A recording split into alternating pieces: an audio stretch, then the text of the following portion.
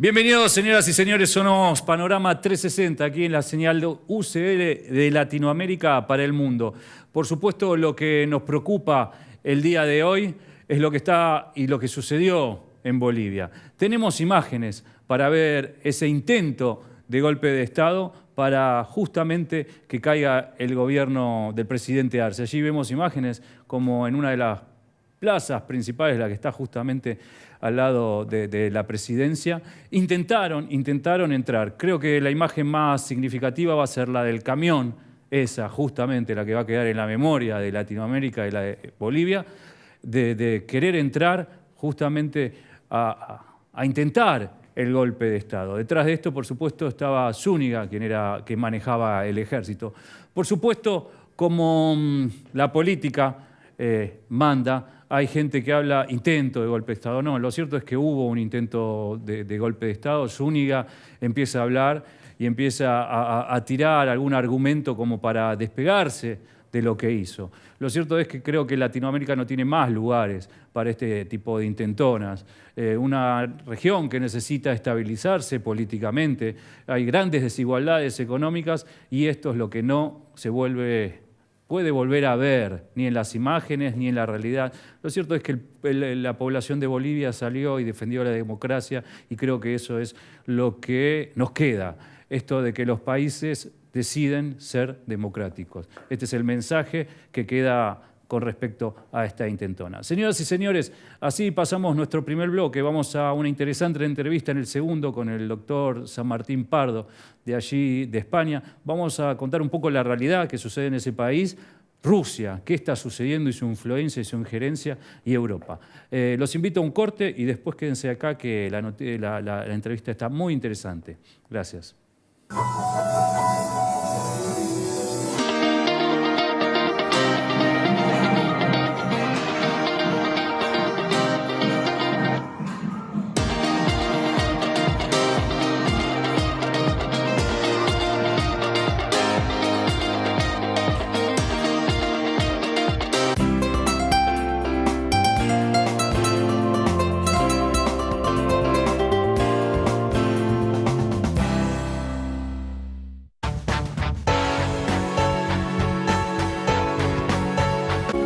Pinturería Janina le da color a su vida. www.pintureriayanina.com.ar.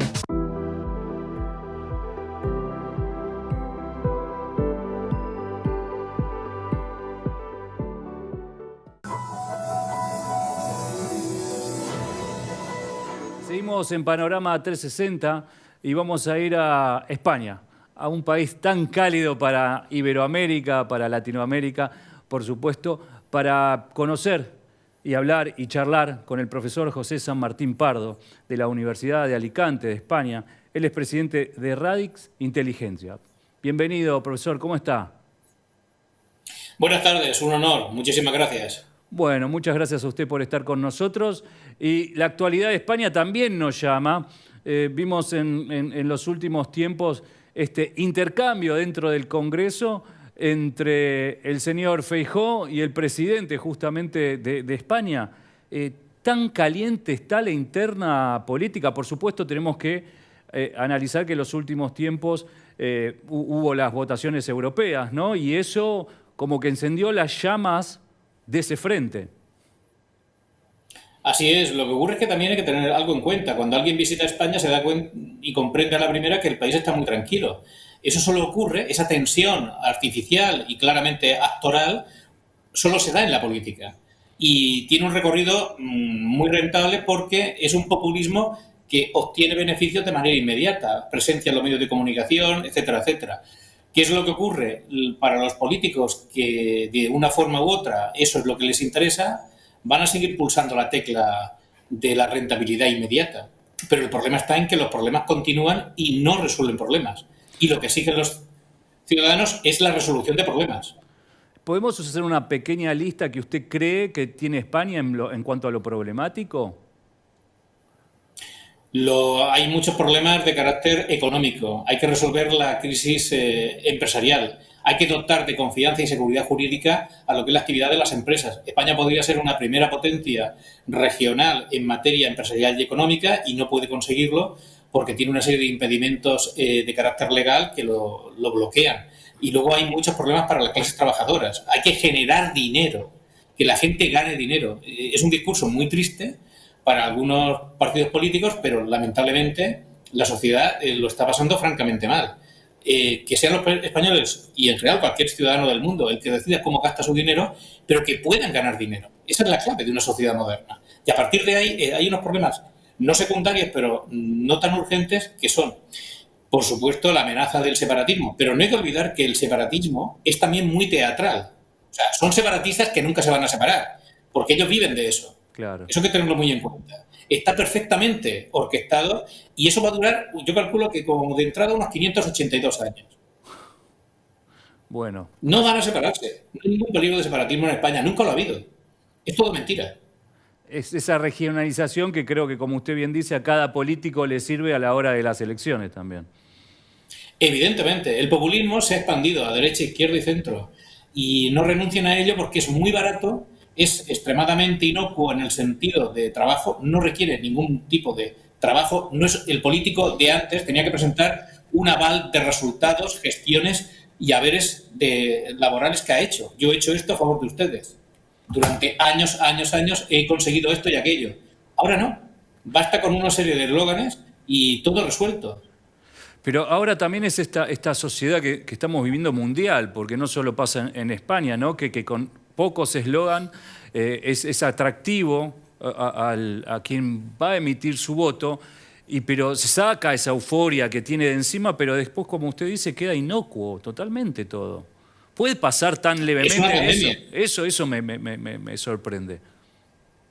Sí, pero es una pandemia y no está ocurriendo solo en España, ocurre en muchísimos países, en Estados Unidos, en Canadá, en toda Iberoamérica, por supuesto. Ya es un tifus de la vacuidad, si lo queremos llamar de alguna manera, donde políticos de segunda, tercera y cuarta fila ya directamente desplazan a los políticos de primera fila. Ya no tenemos estadistas, ya no hay un Churchill, ya no tenemos a un Konrad Adenauer, ya no tenemos a un De Gasperi, no tenemos a grandes figuras. Nos tenemos que conformar con gente de un perfil más básico y los que son brillantes en política, auténticos estadistas que aman su país y que están dispuestos a trabajar y a mover el mundo, son los primeros en ser aplastados o triturados por la maquinaria del partido, de su partido, no del contrario. Ahora, vamos a la actualidad de España y en relación con el mundo. Podemos hacer un poco su relación con Latinoamérica y más puntualmente, en este caso, con la Argentina, ¿no? Estos intercambios que hubo entre Milei y el presidente español, que creo que, sinceramente, a los dos les conviene en cuanto a esta dialéctica. Uno se para a la derecha, el otro se para a la izquierda y en el medio empiezan a discutir. Pero, bueno, en el caso del presidente Milei acusó a la esposa del presidente, a Begoña, y creo que tal vez ahí se pasó algún límite. ¿Usted qué cree? Yo creo en la libertad de expresión. Milei dijo lo que realmente pensaba y lo que muchos piensan a ambos lados del Atlántico, ni más ni menos. ¿Que lo tuvo que haber dicho de otra manera? Totalmente de acuerdo. ¿Que podía haber sido más diplomático? Sí. Ahora, prohibirle a una persona cierto tipo de análisis es un riesgo que ya yo no correría. Ahora bien, todo ha sido también igualmente teatral, sobre todo por la parte española, por la parte del presidente del gobierno actual. Ha buscado esa oportunidad y ha buscado el vector para lograr hacer de nuevo populismo. Insisto, es la nueva pandemia, la desinformación y el populismo, que van unidos, son las dos caras de la misma moneda. Ahora, salgamos un poco de la política bien dicha y centrada, pero vamos a otro tipo de política y me preocupa lo que sucede con Rusia. Ahí también debo decir, bueno, ahora Macron ha perdido un poco y ha tenido que sí, es una explosión en realidad lo que hizo Macron y hay que entenderlo en ese tono, en un tono tal vez político, en un tono de desgaste, en un tono de choque durante los próximos 3 años que le toca gobernar. ¿Qué se espera de eso y por qué le hago esta interpretación? Porque después quiero hablar de Rusia. Macron es un tipo más inteligente de lo que mucha gente cree. Macron no juega a corto plazo, juega a medio y largo plazo. La edad va a su favor. Claro. No estamos hablando en un rango de edad de una persona, digamos, que convencionalmente llega al puesto de jefe de Estado en Francia. Él ha llegado una generación antes de la suya. Él está pensando a 10, 20 e incluso 30 años. Es decir, él sabe perfectamente cómo va a ser el resultado de la guerra de Rusia contra Ucrania. Y sabe que él va a sobrevivir a Putin muy previsiblemente, política e institucionalmente. ¿Esto qué significa? Macron lanza mensajes, globos sonda, pero tienen un fuerte contenido de inteligencia francesa. Macron parece que está diciendo algo que se sale de la casilla, pero está marcando un músculo diplomático y geopolítico de Francia y siendo líder de Europa, esa es la otra carta, primero Francia, luego Europa, marcando un territorio muy propio ante Estados Unidos. Eso no hay que olvidarlo. Él está recuperando una parte del legado gaulista. Cuando digo gaulista me refiero al general de Gaulle. Sí. Efectivamente, que es una figura totémica no solo en Francia, sino en toda Europa, admiradísimo, todavía hoy. Y de Gaulle lo dejó muy claro, y de Gaulle es lo que se pregunta Macron cada día, ¿qué haría de Gaulle en el caso de estar hoy gobernando? Y más o menos lo que está haciendo Macron no desentona con lo que habría hecho de Gaulle, por varios motivos. Y más o menos de Gaulle estaría marcando las líneas que está marcando Macron ahora. Pero al mismo tiempo estaría buscando vectores de negociación con Vladimir Putin, como efectivamente se está haciendo también. Ahora, vamos a charlar de esto, pero un paréntesis. España está... no conozco absolutamente nada en cuanto a lo armamentístico, si está preparado, sé que tiene pequeño armamento, que produce armamento, pero estaría en una cuestión pensando, ¿no?, en un futuro, dispuesta a entrar en una guerra, llegado el caso, digo, tiene con qué defenderse. El PBI también tiene destinado cuánto de su PBI a esto. Un poquito, desásneme por favor de esto. España tiene un buen ejército y un buen sistema de defensa, pero no al nivel de lo que el país necesita. Tiene que seguir invirtiendo y aumentando el porcentaje, que está incrementándose en los últimos años, curiosamente, y para sorpresa de muchos. Y España tiene una industria de defensa potente, que no se puede subestimar en modo alguno. En componentes, por ejemplo, y en algún tipo de arma muy sofisticada, y otras muy básicas, pero igualmente contundentes, España es una primera potencia. Ajá. ¿Qué es lo que ocurre? Que no tenemos, digamos, todo lo que es el engranaje NATO, OTAN, dentro del país. O sea, España tiene que militarizarse en un sentido pacífico, democrático, institucional, si se quiere llamar así, pero tiene que tener unas fuerzas armadas más poderosas. ¿España podría afrontar una guerra con la OTAN? Sí. Sin la OTAN, no. Sí, estamos hablando en un supuesto caso. Pero bueno, ahora sí, entremos de lleno el tema de Rusia. ¿Y cómo ve usted a este líder, Putin, que parece que cada vez avanza a pasos realmente fuertes, y en una Europa que no termina de tener ese protagonismo, diciendo este es el límite? Si bien vimos en las últimas semanas, ¿no?, el apoyo también del armamento a Ucrania para ser utilizado en contra de Rusia, mismo dentro del territorio ruso. Pero bueno, cuénteme un poco esa visión. Putin está enviando mensajes desde que empezó la guerra, o al poco de empezar la guerra contra Ucrania, me refiero a la guerra del año 2022, de febrero, y esos mensajes Putin los hace a la manera de la vieja inteligencia rusa. O sea, aquel que comprenda lo que yo estoy diciendo, claro, será el interlocutor válido que pueda negociar conmigo. Esos mensajes de Putin son también manifestaciones de fuerza, hacia adelante, hacia atrás, laterales, incluso convexos, si lo queremos llamar de esa manera. Su no gestualidad, porque es inexpresivo en ese punto, es parte del mensaje. No comprender a Putin significa perder ocasiones para negociar con Putin. Putin no va a negociar con nadie que no comprenda lo que es su simbología política y lo que él quiere realmente. Y lo que quiere realmente no es ocupar Ucrania. Eso hay que tenerlo en cuenta. Putin lo ha dejado muy claro con su lenguaje elípticamente geopolítico desde el primer momento. Lo que quiere es otra cosa. ¿Qué es lo que ocurrió en Ucrania? ¿Por qué invadió Rusia Ucrania en febrero de 2022? ¿Fue por lo que se ha dicho? Se han dicho muchas tesis, sí, pero todavía hoy no sabemos cuál fue el verdadero motivo.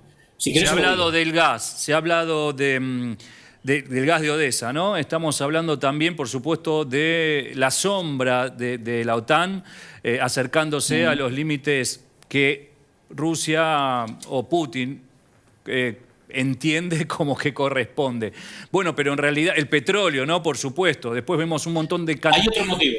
cantidad de sanciones que al final en contrapuesta le conviene a Rusia, porque en realidad se está transformando en el cuarto país con más PBI del mundo, superando incluso a Alemania. Entonces lo está posesionando en otro lugar.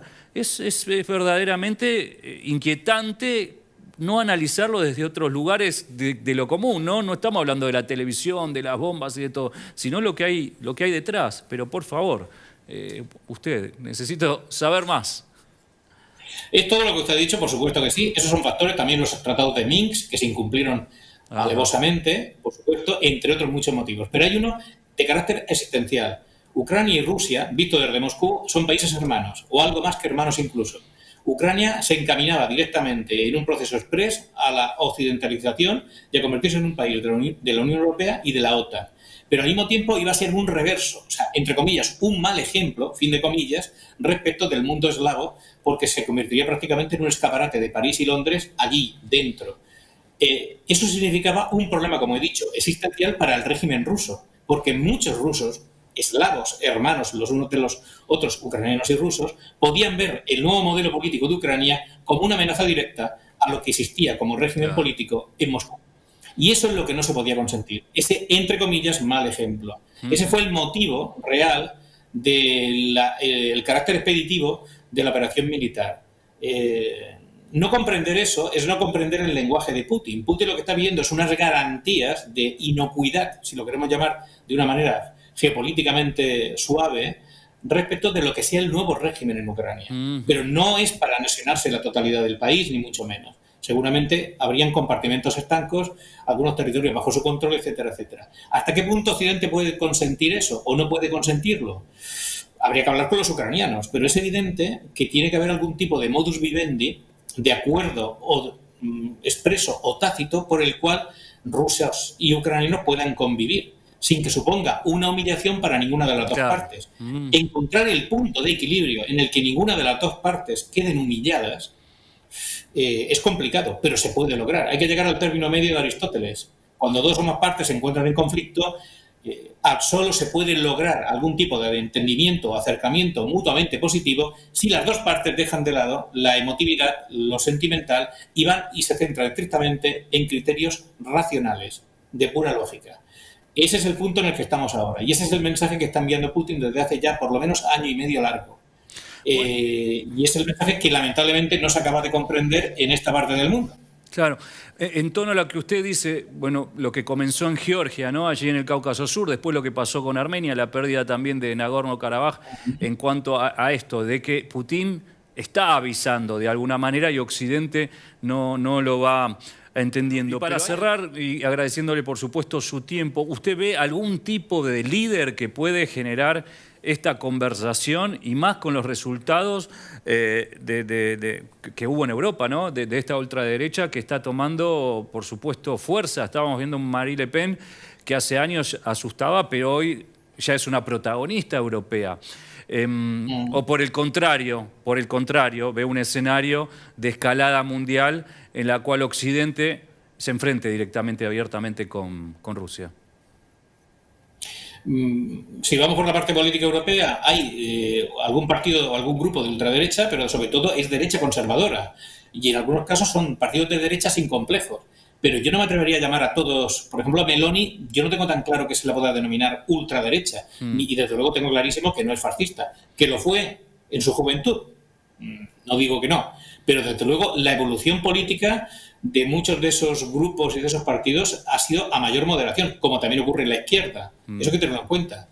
Es un proceso ubicuo. Me refiero a que hay partidos que efectivamente ya están en posiciones de derecha conservadora, claro, que podían ser muy homologables a otros, y no hay más que fijarse, por ejemplo, con quién se asocian en el Parlamento Europeo y en a qué grupos pertenecen. No es un voto ideológico en muchos casos, es un voto de protesta. Y eso hay que tenerlo muy en cuenta. Se votó en una etapa a partidos de izquierda aparentemente radical, que tampoco lo eran, en el fondo, porque son demócratas, y al final la democracia se impone por sí misma y te obliga a la moderación, guste o no. Pues lo mismo está ocurriendo ahora. Y no es raro los casos en que han pasado personas de la izquierda a estos partidos de derecha conservadora. Se busca una respuesta, un revulsivo. La lucha contra la corrupción, la lucha contra todo lo que son atropellos de cualquier tipo que se dan en Europa. Una persona que está pasando hambre, necesidad, en la Europa próspera y rica, se siente totalmente aislado, desplazado, humillado, degradado y, por supuesto, maltratado por el Estado. Y su forma de protestar, por ejemplo, es esa. Respecto de la situación de Rusia en ese contexto electoral, no va a cambiar de manera sustancial, aunque parezca lo contrario. Vamos a ver, lo hemos visto en el caso de Meloni. Muchas personas creen que cuando Meloni llegase a primera ministra, si llegaba a primera ministra de Italia, prácticamente Italia se pasaría al lado de Putin. Ha sido todo lo contrario. Y los partidos que están amenazando ahora con que van a volcar el carro a favor de Putin dentro de la Unión Europea, cuando lleguen al poder tendrán la misma situación. ¿Por qué? Hay sinergias en los sistemas de poder político que se imponen por sí mismos, y esas sinergias son imponderables. Me refiero, un país se debe a sí mismo, guste o no guste. Si el político no sirve a esos intereses que están por encima de él, ese político quedará fuera. O sea, y al final lo que el político tiene que decir, ¿cuánto tiempo quiero estar aquí? ¿Un año? ¿Nada? ¿O más tiempo? 4, 8 años. O más incluso, pues eso depende de su capacidad para representar lo que es la voluntad del país y, por supuesto, los grandes poderes del país, guste o no guste. Bueno, profesor, muchas gracias por su tiempo, por su claridad, y la verdad nos contó y a mí en particular me sacó muchas dudas. Espero seguir en contacto con usted y gracias por su tiempo nuevamente. Muy amable, muchísimas gracias y un honor y enhorabuena por el programa. Un éxito para ustedes. Pasó el profesor José San Martín Pardo, Universidad de Alicante, de España, por supuesto es presidente de Radix Inteligencia, lo pueden buscar allí en las redes sociales. Señoras y señores, súper interesante este panorama que nos dio el profesor Pardo. Vamos a un pequeño corte y seguimos aquí en Panorama 360.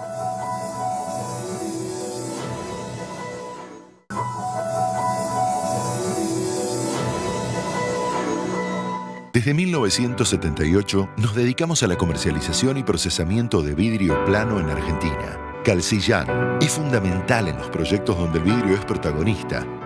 Desde residencias particulares hasta universidades, aeropuertos, centros comerciales y mega emprendimientos inmobiliarios.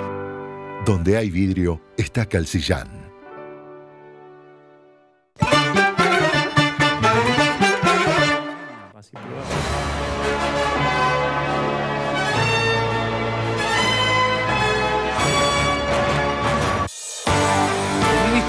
Exteriores de Armenia y el primer ministro de Palestina discutieron sobre el desarrollo de las relaciones bilaterales y el diálogo político. La Cancillería de Armenia: tener un ejército de combate es un derecho soberano de cualquier país. Araik Harutyunyan y Vasilis Maragos discutieron sobre la cooperación entre Armenia y la Unión Europea. Hay un crecimiento sin precedentes en el sector de la construcción en la región de Kotaik. Ararat Mirzoyan felicitó a Alain Berset por asumir el cargo secretario general del Consejo de Europa. El secretario del Consejo de Seguridad dice: Armenia está trabajando intensamente para lograr el regreso de los prisioneros. También sostuvo que Rusia aún no ha suministrado la totalidad de las armas y las municiones, y Azerbaiyán aún no ha respondido a la propuesta de Armenia de crear un mecanismo de investigación bilateral. La defensora de derechos humanos: la comunidad internacional debe evaluar adecuadamente la tortura de prisioneros de guerra armenios en Azerbaiyán. El portavoz de la Unión Europea: es un derecho soberano de Armenia elegir a sus socios en materia de seguridad y defensa. El canciller de la India sostuvo: la posición de Armenia es muy importante para nosotros, está entre Europa y Oriente. El primer ministro de Armenia recibió al embajador de Brasil en Armenia. Ararat Mirzoyan y Hakan Fidan mantuvieron una conversación telefónica, los dos cancilleres, uno de Armenia y el otro de Turquía. Imágenes de satélite muestran un aumento de la destrucción del patrimonio cultural de Nagorno-Karabaj.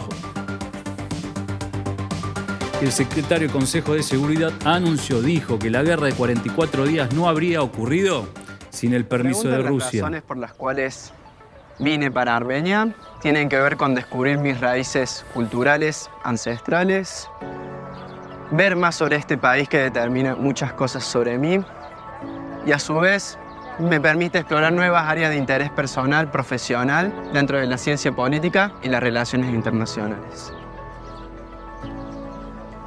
Ya estamos llegando. Vení, vamos para adentro. Barev. Bonses. Shatlab. Decidí formar parte del equipo de Hike Armenia porque aquí me puedo desafiar profesionalmente y personalmente. Por el lado profesional, realizando un diagnóstico de comunicación, y por el lado personal, me permite descubrir la inmensidad de Armenia mientras hacemos mantenimientos de caminos.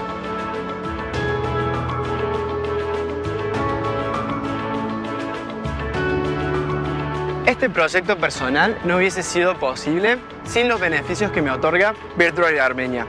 Primero, en reembolso del ticket aéreo. Segundo, vivir en una familia local. Tercero, clases de idiomas armenios. Y cuarto, excursiones al costo que me permiten adentrarme hacia la inmensidad de Armenia. Cuentan conmigo para cualquier otro tipo de información. Estamos en contacto y nos vemos.